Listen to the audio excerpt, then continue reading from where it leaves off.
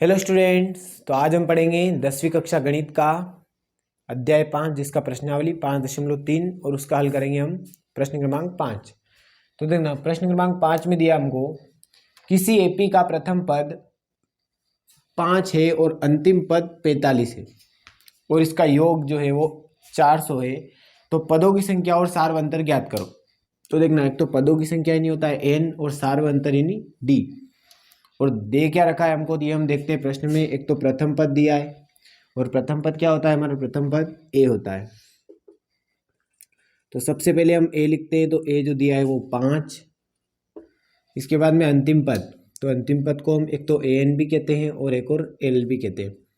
an और l एक ही होता है और ये दिया है 45। इसके अलावा और क्या दिया गया है यहाँ पे, ये दिया गया है योग है ना। तो योग को हम क्या लिखते हैं, SN लिखते हैं, एपी के सभी पदों का योग। और ये कितना दिया है 400। हमको ज्ञात करना है एक तो कितने पद है यानी n और एक निकालना है इसका सार्वंतर यानी d। तो देखना चूंकि यहाँ पे a भी है और l भी है और SN भी है तो हम इन तीनों से जो बनता है वही फॉर्मूला लगा लेते हैं। तो हमारे n का मान आ जाएगा।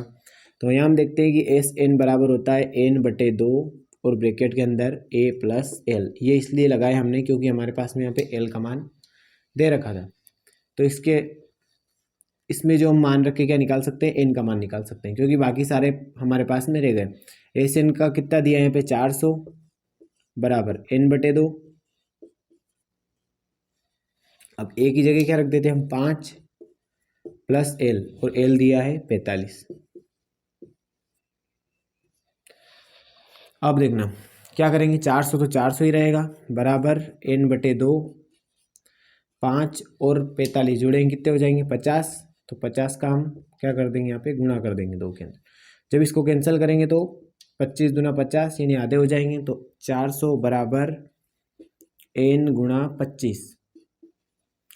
अब जब 25 को कहाँ ले जाएंगे n के गुणे में, तो ये आएगा 400 के बटे में। तो 400/25 बराबर n। कैंसिल करेंगे तो 25 से कम 25, यहाँ भी 25 से एक बार जाएगा। उसके बाद में कितने बच रहे 15।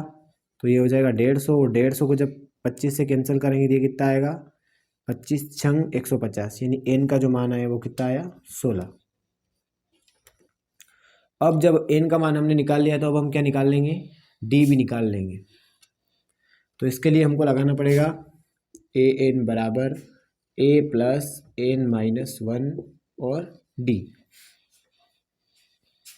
तो देखना an कितना है यहाँ पे, ये रह गया 45 बराबर a दे रखा है 5 + n।